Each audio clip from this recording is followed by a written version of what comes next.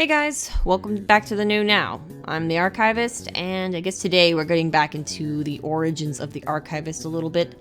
Back in the probably early 2011 or so, Chris the Retro Gaming Nerd and I were in a Toys R Us, and we saw some comics there. Now, this was back in the day when you could get comics at a Toys R Us. Also back when Toys R Us was still a store, but you get what I mean.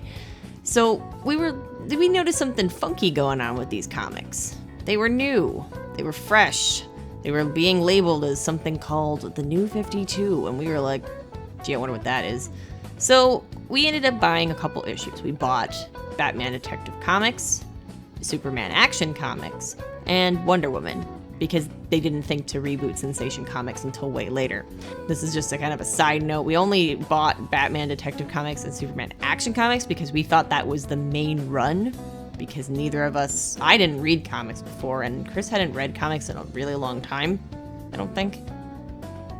Anyway, we took our spoils and went to the local Taco Bell, and we started reading these books, and I will admit it, I was totally entranced by Wonder Woman.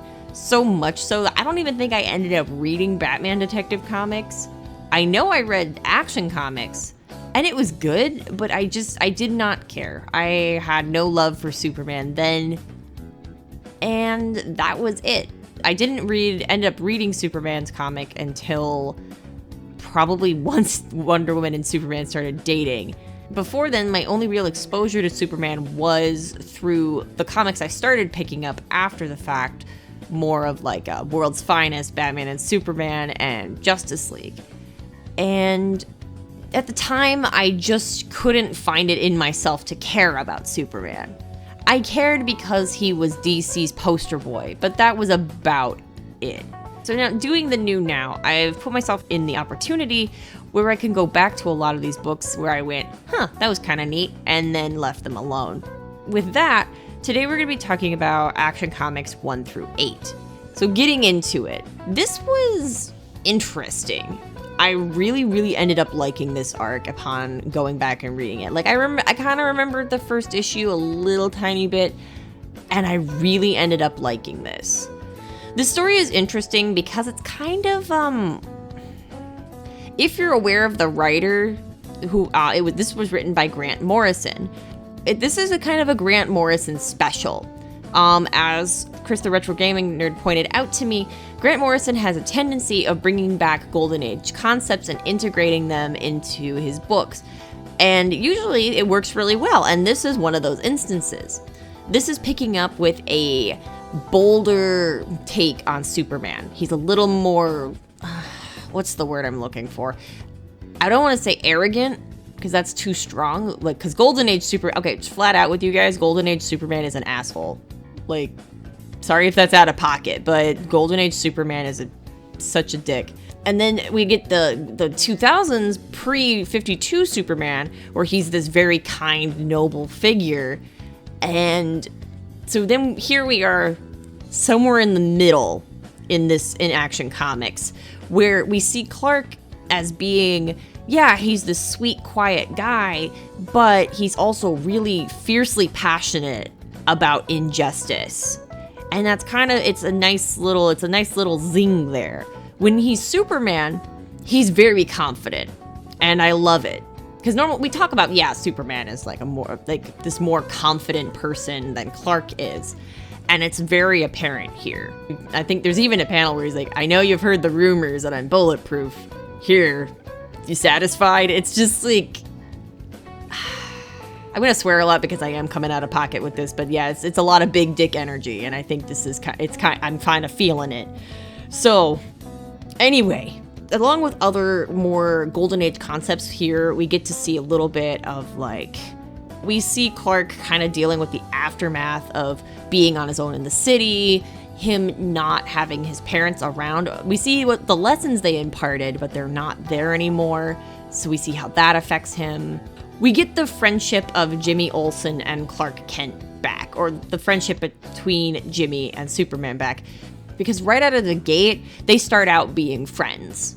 They're just kind of like acquaintances, And they have a really fun chemistry. Jimmy works really well in a modern context as a character, because he goes from just not only being like the plucky like photographer, he makes a lot of sense as being like a good proxy for the authors to talk about the modernisms of the time, which was something I noticed the New 52 kind of struggling with in the beginning, where it was trying to update everything that was going on and make it like, oh yeah, this is totally 2010. We haven't been totally doing this since 1940, you know? So it was a really unique position, and it works really, really well in Action Comics as opposed to the regular Superman title. But that's all, again, that's a whole can of worms I'm gonna get into when we talk about Superman eventually. For now, the big draw with Action Comics is not only does it just like do a really nice job with the Superman character, it's a really, really strong start for an arc. And yes, I know I say that a lot in the new now, but it's my show, so leave me alone. The story is, not only do we have like Clark kind of settling in, we also, side detail, Clark is not working for the Daily Planet when this book starts. He's working for a rival paper called the Daily Star. And so we see a much fiercer rivalry with him and Lois. Not so much on Clark's end. It's more so from Lois, but that's kind of Lois anyway. But the big thing here is we get Brainiac, like right out of the gate. This is a Brainiac story. Brainiac is basically coming to collect Metropolis, to preserve it. This is where it gets neat. Brainiac is this. I'm also sorry, guys. I'm totally gonna spoil this for you. Again, trying something new. We're just going for it. So, spoiler alert. If you want to bail out now, here's where the real stuff goes. What happens is that Brainiac was teamed up with Lex Luthor. Lex Luthor thought he could trick Brainiac, which is a very Lex Luthor thing to do, to think that you can outsmart a literal alien computer, but he tries. So Brainiac integrates itself with planet Earth's internet and learns everything about the humans and goes, yep, this is my planet. So Brainiac is the literal internet. I love that. I think that's really smart. It's a great way to like kind of change things up a little bit. It kind of makes Brainiac really menacing because it's like, yep, he learned everything about all our crap and still was like, yeah, this is a species worth preserving. This is also kind of funny because this is a common story now where we see the internet being used against humanity, which, I mean, it makes sense. It's the internet, it's big, it's scary. We all know it. We just live with it because it's convenient. It's like, heck, this is the plot of Age of Ultron before Age of Ultron, if we're gonna be real, except Ultron wanted to kill and or enslave everyone while Brainiac just wants to take one city and put it in a bottle, which is still pretty messed up, but you know. Speaking of messed up, can we talk about how Brainiac is a giant robot centipede skull brain thing? I don't know what's going on with the design, but I love it. I love that Brainiac is not just a computer man. I think this is brilliant, and I really I just enjoy monsters. If you guys haven't picked up on that, I enjoy the creepy crawlies. So that's pretty cool. Anyway, so I guess the thing that makes this really interesting is that starting with such a big bad guy is this is a weaker Superman. This is technically a Superman who is not at full capacity. The New 52 reset Superman's powers to kind of putting him back at the point, you know, the faster than a speeding bullet and all of that good stuff. He can't fly yet in this book. He does acknowledge that his powers are growing more and more over time, and we see him pushing his limits and breaking new boundaries for himself in these first issues, which is really exciting to be there for, I think. We also have this side story about the government reacting to Superman. This was something we've seen before in the comics, but it was fresh seeing it from the beginning. So we see the government seeing Superman and freaking out, naturally, and it's kind of fun. It's also really funny to think about because in the book, this is just something that tickles me. Apparently, Ma and Pa Kent, I don't know what they did. They killed or found a dead goat and wrapped it in tinfoil, essentially, to like fake an alien. So the military thinks Kryptonians are weird tinfoil sheep people. It's really funny. It's a I thought it was a throwaway gag, but they end up referencing it in issue 8, which is a collection of side stories that I'll tell you about later, but I don't know, I just find that really, really funny. So along with the government, this creates the secondary antagonist, which they call him Metal Zero. I am pretty darn sure this is supposed to be Metallo. I don't know, because this is me, when I talk about these books on the show, I've read them, but that's as far as I've read 2 usually. So I don't know. I have not read ahead. I have no idea if he's coming back. So Metal Zero was a top secret government plan designed by Lex Luthor and kind of co-designed by Steel, actually, which is pretty cool. Weapon Zero was a cybernetic suit meant to kill Superman. Unfortunately, it is mostly AI, so poor John, what's his face? The guy inside Weapon Zero, who just got in there to prove himself to Lois and be this super soldier, ends up getting taken over by Brainiac and is basically trapped in a living AI hell as a living weapon, and the voice of Brainiac, as he is called, which is really cool. But he's a fun antagonist, even though he really just serves a purpose for Superman to have someone to punch besides a giant metal centipede. So along with all these changes, it's just a really good story. It's really exciting. We see Superman kind of learning, he knows he has powers, he knows he's from space, but he doesn't know anything about Krypton.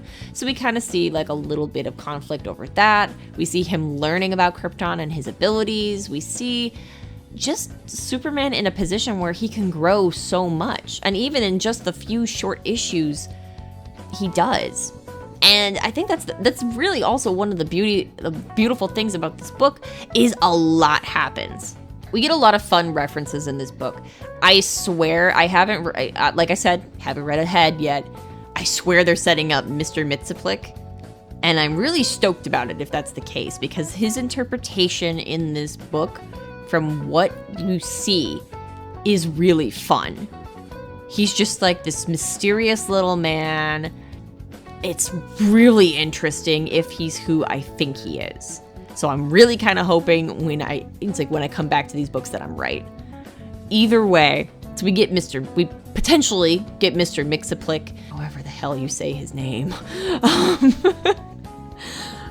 And we also get a couple actual side issues with Steel, because in issue 8 is kind of neat because it's a collection of short stories that take place during these believe it or not, the Brainiac story only takes up the first 4 issues, and which to me is pretty nuts. So in the Brainiac ones, basically once this whole chunk of Metropolis is taken when Brainiac takes it for collection, everything is chaos, and Superman goes after that. And we see these side issues with Steel helping people in the city of, Metropolis during this disaster. And it's really neat. Honestly, the New 52 did this thing, which I'm retroactively mad about, where they would make really, really, really good side stories, but then just shove them in the back of books or small side stories. Steel could have definitely had its own book. That was really good. Amethyst could have had its own book instead of having to share it with Beowulf, and Shazam definitely could have had its own book rather than just being shoved in the back of Justice League. But I get it, I guess. Business, risky titles. I don't know. I think it's nonsense because Vampire got its own title, and these books could have had one easily, but that's just me. Moving forward.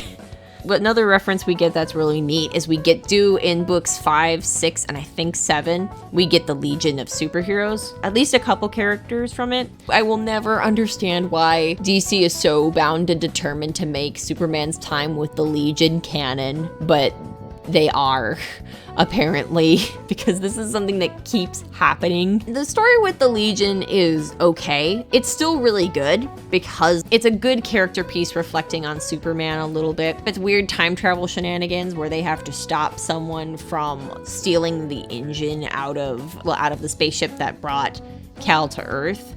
So they have this whole time travel shenanigans where they go back to when Clark is a kid, then they meet him again as an adult, and it's a whole thing. It's really sweet. I just don't understand why they keep trying to make the Legion's relationship with Superman canon. Anyway, so real quick, I just wanted to bring up that this title overall, these issues 1 through 8, it's a lot of really nice quality, which it should have because it had a ton of artists on here. This book was written by Grant Morrison. He wrote the Batman and Robin run during the 2009, which was the run where Dick Grayson was Batman, and it is a great book, but that isn't for another story for another time. He also did an amazing run on Doom Patrol, and you probably have heard of him from X-Men. He's done a lot. But then we have a whole slew of artists who worked on. We have Rags Morales, Rick Bryant, Brent Anderson, Gene Ha, Matt Camp, Andy Kubert, and all the art in this book is amazing. There's a lot of like really great expressions. The action is amazing. And also I don't know who to credit for this, but also the design of T-shirt Superman is really nice. I actually really like this concept. It's like I guess like the Clark of this time, it's a little more rough around the edges. So it's nice. I really enjoy it. But honestly, if you're going to read a Superman title from the New 52, this one is it. Action Comics Superman 1 through 8 is just a really, really nicely put together book. It's a really fresh new take on Clark and Lois and everybody because it's modern without shoving it in your face. It's fun and it takes itself just the right amount of seriously to be a very entertaining book. Not to mention, we get a great mix of action, and we get a really strong feeling for who the characters are. And I only wish the New 52 was as consistent as this title was. Anyway, that's my time. Thank you guys so much for listening to my absolute mad ramblings. I'm releasing this whichever way it comes out. Let me know in the comments below. Do you like my more relaxed freeform stuff like this, or do you want me to go back to writing scripts like I had been doing in the past? I anxiously await your replies. Seriously. Thank you guys again, and I will see you next time here on Out of Ink.